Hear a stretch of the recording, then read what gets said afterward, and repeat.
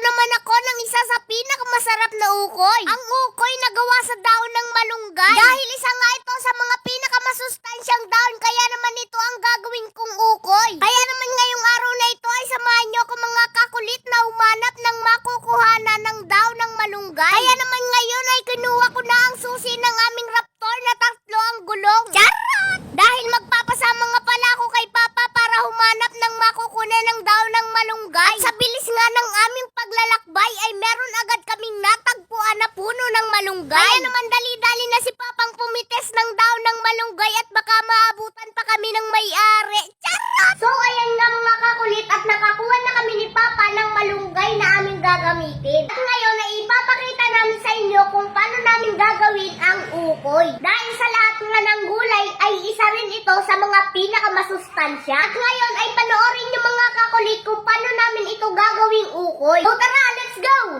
At ngayon nga mga kakulit nang makakuha na kami ni Papa ng daon ng malunggay. At ngayon naman ay dali-dali ko na itong hinihimay. Kung hindi nyo natatanong mga kakulit ay malimit nga pala kaming nagluluto ng ganito. Simula kasi nung manganak na si Mama ay ito na ang pinakamalimit naming ulam. Dahil kailangan niya ito para sa kanyang pag-breastfeeding. Para kay baby. So ayan mga kakulit at natapos ko nang himayin itong malunggay. Abangan nyo naman ang susunod na gagawin ko para maging ukoy itong malunggay na ito.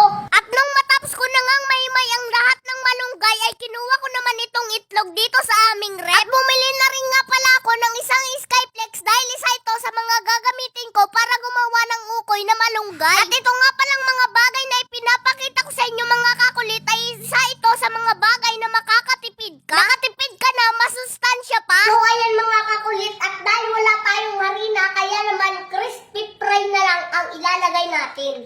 Dahil wala nga kaming harina at crispy fry lang ang meron kami dito kaya naman ito na lang muna ang gagamitin ko para hindi na rin ako magastusan sa harina. At ngayon ay minikos-mekos ko na insan. Charot! So ngayon naman mga kakulit ay ilalagay ko naman itong malunggay leaves. Yan. At nang may mekos-mekos ko na nga ay nilagay ko na rin itong dahon ng malunggay. So ngayon mga kakulit ay uumpisa na namin lutuin itong malunggay leaves ukoy. Tara, let's go! So ngayon naman ay binuhay na namin ang aming gasol at isinalang na rin namin ang aming maywagang kawali at nilagyan na rin namin ng mantika. Kaya naman kung meron kayong puno ng malunggay dyan mga kakulit sa inyo ay ito na ang gawin nyo. So ayan mga kakulit at ito na yung finally ng ating malunggay leaves ukoy. Ito nga pala ay lagi kong nakikita kay Mama dati na ginagawa niya at sobra talaga akong nasasarapan dun sa niluto niya na malunggay leaves ukoy. At dahil naman mga kakulit ay sinubukan ko na ako naman ang magluto at ipapakita ko rin sa inyo. So ngayon mga kakulit ay ipapakita ko naman sa inyo kung gaano kasarap itong malunggay leaves ukoy. Kayo ay may mga anak na katulad ko na medyo pihikan sa mga pagkain ay ito na ang dapat yung gawin mga kakulit para mapakain nyo ng malunggay leaves ang mga anak nyo. So ngayon naman mga kakulit ay ipapakita ko sa inyo kung gaano ka-creepy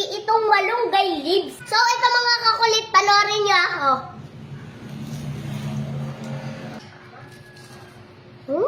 Sarap!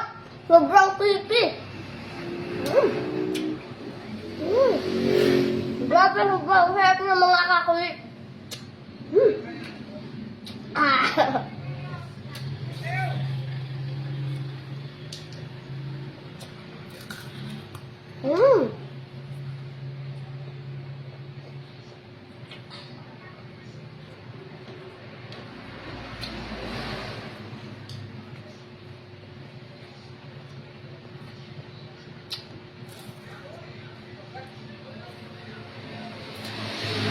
So ayan mga kakulit, kaya naman subukan nyo na rin. Nakatipid na kayo, nakakain na kayo ng masarap at masustansya.